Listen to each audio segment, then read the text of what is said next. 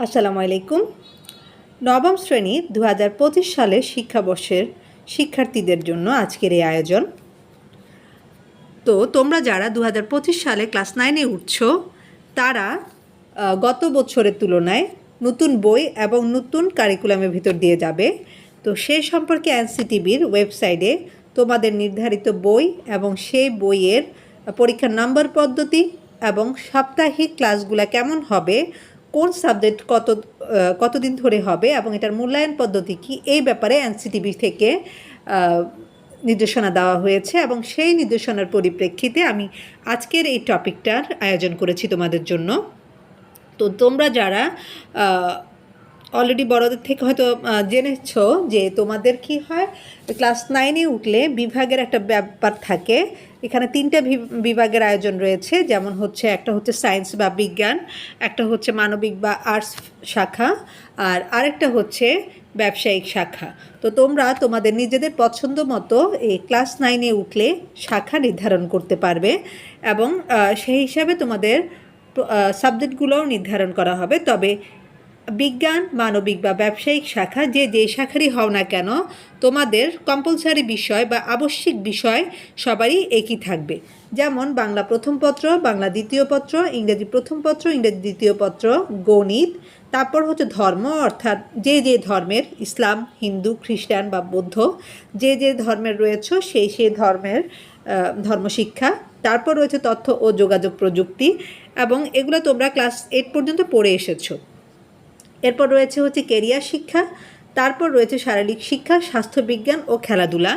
এগুলো হচ্ছে তোমাদের আবশ্যিক বিষয় এবং এই আবশ্যিক বিষয়গুলোর পরীক্ষার কত নাম্বারের হবে এবং প্রতি সপ্তাহে তোমাদের কয়টা করে ক্লাস হবে সেটাও কিন্তু এখানে উল্লেখ রয়েছে। যেমন বাংলা প্রথম পত্র হচ্ছে 100 নাম্বারের এবং সপ্তাহে ক্লাস হবে 3টা, বাংলা দ্বিতীয় পত্র 100 নাম্বারের, সেখানে সপ্তাহে ক্লাস হবে 2টা, ইংরেজি প্রথম পত্র 100 নাম্বারের, সাপ্তাহিক ক্লাস হচ্ছে 4টা, ইংরেজি দ্বিতীয় পত্র হচ্ছে 100 নাম্বারের, সেখানে ক্লাস হবে হচ্ছে 2 দিন, আর গণিত 100 নাম্বারের পরীক্ষা, সেটা সপ্তাহে 5 দিনেই হবে। এরপর দেখো তোমাদের যে ধর্মশিক্ষা রয়েছে সেটাও 100 নাম্বারের, কিন্তু সেখানে ক্লাস হবে হচ্ছে 2 দিন, এবং এগুলার যে মূল্যায়ন পদ্ধতি সেটা হচ্ছে লিখিত আকারে তোমাদের পরীক্ষা হবে এবং এই পরীক্ষাটা দুইভাবে হবে, একটা হচ্ছে অর্ধবার্ষিক পরীক্ষা আর একটা হচ্ছে বার্ষিক পরীক্ষা। এটাতে তোমরা যে নাম্বার পাবে সেই নাম্বারের আলোকে তোমাদের টোটাল নাম্বারটা নির্ধারণ করা হবে। এরপর দেখো তথ্য প্রযুক্তি হচ্ছে 50 নাম্বারের, কিন্তু সেখানে সাপ্তাহিক ক্লাস হবে একটা, কিন্তু এটার মূল্যায়ন পদ্ধতি একটু আলাদা, সেটা হচ্ছে ব্যবহারিক ও লিখিত সামষ্টিক মূল্যায়ন দুইটাই থাকবে। এখানে তোমাদের একটা প্র্যাকটিক্যাল পরীক্ষাও দিতে হবে। এরপর দেখো কেরিয়ার শিক্ষা হচ্ছে 50 নাম্বারের, আর শারীরিক শিক্ষা বা স্বাস্থ্যবিজ্ঞান, খেলাধুলা সেটাও 50 নাম্বারের, এবং এগুলোর জন্য নির্ধারণ করা হয়েছে হচ্ছে 1 দিন, এবং এটার মূল্যায়ন করা হবে তোমাকে ক্লাসে যে কাজগুলো দেওয়া হবে তার প্রেক্ষিতে। তারপর ধরো যদি কোনো অ্যাসাইনমেন্ট বা কোনো প্রজেক্ট দেওয়া হয়ে থাকে বা কোনো প্র্যাকটিক্যাল কাজ দেওয়া হয়ে থাকে, সেই প্রেক্ষিতে নাম্বার দেওয়া হবে, এবং আরেকটা হবে তোমাদের একটা টেস্ট নেওয়া হবে। তো এইভাবে করে হচ্ছে তোমাদের টোটাল নাম্বারটা দেওয়া হবে। এরপর দেখো যারা হচ্ছে বিজ্ঞান শাখায় যাবে অর্থাৎ সায়েন্সে যাবে, তারা হচ্ছে পদার্থবিজ্ঞান, রসায়ন, জীববিজ্ঞান বা উচ্চতর বিজ্ঞান, বাংলাদেশ ও বিশ্ব পরিচয়, এই 4টা বিষয় নিবে।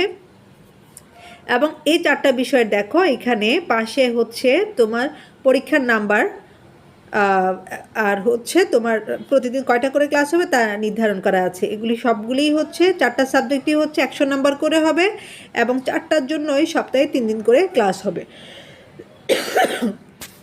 এরপর দেখো যারা মানবিক শাখায় যাচ্ছ তাদের সাবজেক্ট হবে বাংলাদেশের ইতিহাস ও বিশ্ব সভ্যতা, ভূগোল ও পরিবেশ, অর্থনীতি অথবা পৌরনীতি ও নাগরিকতা।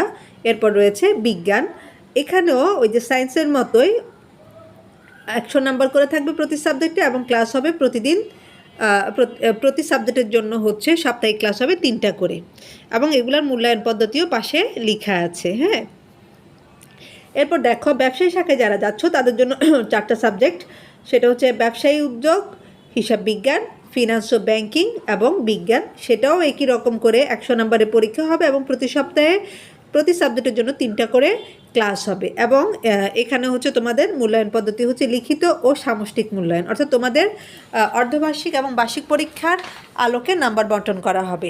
এই হচ্ছে তোমাদের টোটাল সাবজেক্ট এবং নাম্বার বন্টন নিয়ে আমার আলোচনা। আজকে ভিডিওটা তোমাদের কেমন লেগেছে সেটা অবশ্যই কমেন্টে জানাবে। ইনশাআল্লাহ খুব শীঘ্রই হাজির হব তোমাদের ইংরেজি বিষয় নিয়ে। আমি 2025 সালে তোমাদের ইংরেজি বিষয়ের প্রথম এবং দ্বিতীয় পত্র ধারাবাহিকভাবে আলোচনা করব আমার চ্যানেলে। আশা করছি তোমরা পাশেই থাকবে। আজকের ভিডিও এই পর্যন্ত। সবাই ভালো থাকো, সুস্থ থাকো। আল্লাহ হাফিজ।